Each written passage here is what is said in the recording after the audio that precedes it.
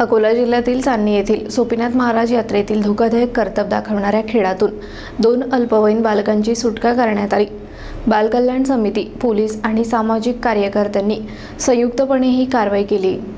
अकोला जिल्ह्यातील चांदणी येथील सोपीनाथ महाराज यात्रेत एका धोकादायक कर्तव्यामुळे 2 बालकांचे जीवन संकटात आले होते। सोपीनाथ महाराज देवस्थान परिसरात एका खासगी ट्रॅव्हल्सने 25 फूट उंचावर दोरीवर चालण्याचे कर्तव्य दाखवून दोन्ही बालकांचे जीवन धोक्यात आणले होते। हे कर्तव्य दाखवणारी मुलगी आणि तिचा साथीदार जो ढोलकी वाजवत होता, यामुळे लोक मोठ्या प्रमाणात आकर्षित होत होते आणि पैसा गोळा करणे सुरू केले होते।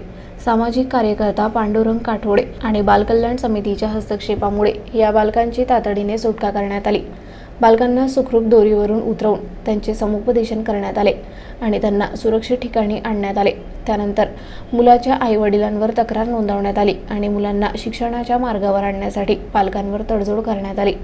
असं समजलं आहे की मुलांना मुलीची वेशभूषा परिधान करून आणि धोकादायक कर्तव्य करून नागरिकांकडून पैसा गोळा केला जात होता। बालकांची सुटका करण्यात बालकल्याण समिती, पोलीस आणि इतर सामाजिक कार्यकर्त्यांनी अत्यंत महत्त्वाची भूमिका बजावली आहे। यामध्ये जिल्हा प्रकल्प समन्वयक शंकर वाघमारे, चांदणी पोलीस स्टेशनचे API लांडे आणि पोलीस कर्मचारी उमेश सांगळे यांचा विशेष सहभाग होता। सध्या परिस्थितीत या प्रकारच्या धोकादायक कर्तव्यांचा अंत करण्यासाठी संबंधित कुटुंबियांनी मुलांना शिक्षणाच्या प्रवाहात आणण्याची हमी दिली होती।